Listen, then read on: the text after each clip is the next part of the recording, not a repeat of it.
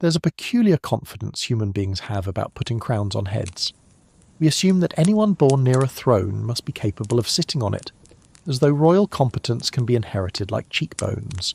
And so, through the long sweep of English history, we find a parade of kings, some brilliant, some baffling, and some who inspired a nation, largely by reminding it how important limits on power could be.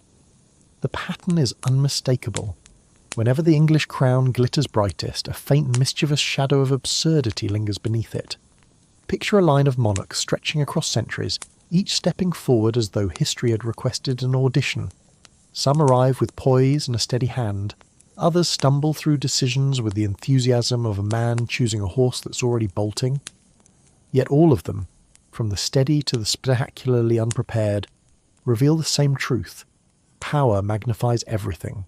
Strengths, weaknesses, and the very human tendency to overestimate one's own judgment. And since you're arriving here with the curiosity of someone ready to wander down a torchlit corridor of royal triumph and disaster, let me offer a small in-character whisper. If this journey into England's noble chaos is striking your fancy, consider tapping that little emblem of approval, what modern folk call liking this video. And if you'd like more stories like this, you're warmly invited to subscribe. Leave a comment too. Tell me where in the world you're listening from and what you make of today's royal mayhem. Think of it as joining a lively gathering in the corner of a medieval hall where travellers trade stories while the fire crackles nearby. Now let us step into the threshold. Ahead lies our rise, our fall, and our reckoning. The English crown has never been gentle with its wearers. Some rose to meet its demands with unexpected brilliance. Others left scorch marks. Power, for all its grandeur, has never been a profession for the faint of heart. Take Alfred the Great, for instance, a king whose title reads like a glowing recommendation, but was earned through grit, patience, and cleverness. When he inherited Wessex, the kingdom seemed moments away from collapse, battered by relentless Viking attacks.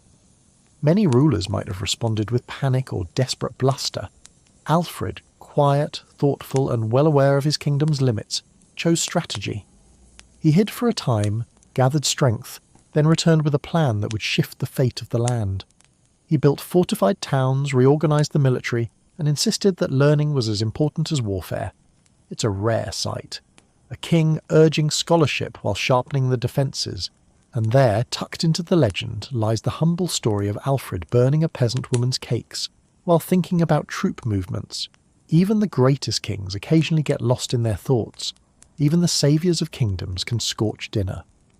Now balance this image of earnest brilliance with King John, a man whose reign unfolds like a cautionary tale performed with impeccable consistency. John didn't simply make mistakes. He committed to them with a seriousness that would almost be admirable if the consequences weren't so sweeping. He feuded with the church, wrangled with nobles, and managed to lose most of England's French holdings, which takes a certain commitment to inefficiency. Yet from this troubled rule came a twist of irony so sharp it could cut parchment, the Magna Carta. Cornered by angry barons and pressured into concessions, John sealed the document with all the reluctance of a man signing away weekend privileges. And while he surely didn't intend to reshape constitutional history, the result became a cornerstone of legal rights. It's a fascinating lesson. Sometimes, a king's greatest contribution arrives not through triumph, but through demonstrating exactly why limits on power are necessary. Between Alfred's steady brilliance and John's instructive disasters lies the compelling figure of Henry II, the king who brought energy, intellect, and a formidable temper to the throne. Henry was a builder of systems, legal reforms, administrative clarity, and a kingdom that stretched across wide territory. His mind moved quickly, his policies reshaped governance, but his emotions, sharp, immediate, and occasionally volcanic, proved to be his undoing. The tragic conflict with Thomas Becket stands as the defining event of his reign. Henry's frustration with his old friend turned Archbishop escalated until a careless outburst reached the ears of four knights. Their literal interpretation led to Becket's murder in Canterbury Cathedral, a shock so profound that it forced Henry into public penance. It's the enduring irony of his rule, a king capable of visionary reforms brought low by a single moment when anger outran judgment. Then there's Edward I, the long-legged commander whose shadow still stretches across medieval castles. Edward was determined, disciplined, and deeply committed to the expansion and consolidation of royal authority. He was a builder, not just of laws but of structures that still loom over the landscape. His campaigns in Wales and Scotland, though successful by his own measures, cast a complicated legacy that echoes through those regions to this day. Edward was effective, undeniably. He was also relentless. His reign reminds us that ambition can build wonders and wounds in equal measure, and history carries both forward. And woven among these heavyweights is the tragic figure of Richard II, a king whose sense of majesty outpaced his political instincts. Richard loved ceremony. He loved the theatre of kingship. But he misread the mood of his nobles and mistook style for strength. As tensions grew and decisions faltered, he lost the crown to Henry Bolingbroke. Richard wasn't cruel. He wasn't incompetent in the dramatic, disastrous way of some rulers. He simply believed the performance of power could sustain its reality. It could not. Stepping sideways along the timeline, we meet a man of a different sort. Henry VII, the quiet architect who ended the Wars of the Roses. Henry was not a dazzling ruler, but he possessed something rarer: patience. He rebuilt stability brick by brick, trusted numbers, favoured order, and understood that a crown is safest when worn with caution.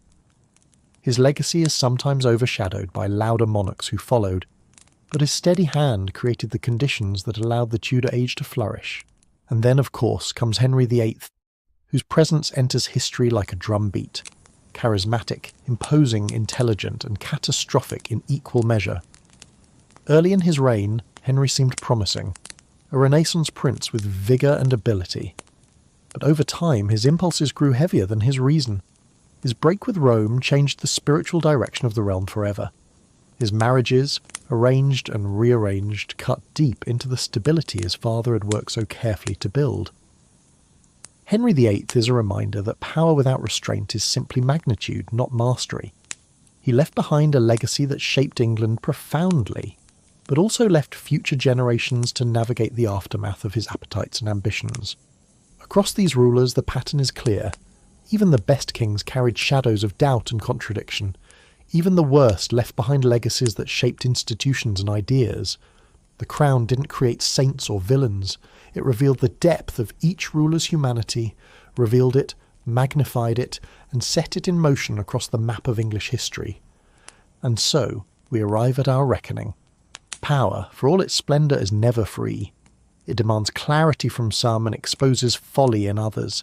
It rewards humility and punishes certainty. It takes the measure of a ruler long before the ruler understands the measure of the crown. The echoes of these kings still drift through modern culture and politics. Alfred's devotion to learning appears in the value placed on education and national identity. Henry II's legal reforms breathe through modern courts. John's reluctant concessions shaped the very idea of constitutional limits. Even Henry VIII's thunderous choices left marks still felt in religious and cultural life. From these wandering echoes come two lessons. First, leadership requires the discipline to question oneself, because confidence without reflection is simply decorated ignorance. And second, history is built not only by the brilliant but also by the blundering.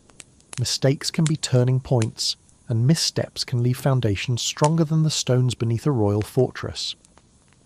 And here is the mirror between their world and ours. They ruled by decree, and we rule by comment section. Perhaps that is progress, chaotic, spirited, and undeniably democratic. So let this final image linger, a crown resting on a velvet cushion, beautiful, heavy, silent, a symbol of triumph and warning. Power is majestic. Power is absurd, power is deeply human, and history, ever patient, waits for the next hand bold enough to lift it.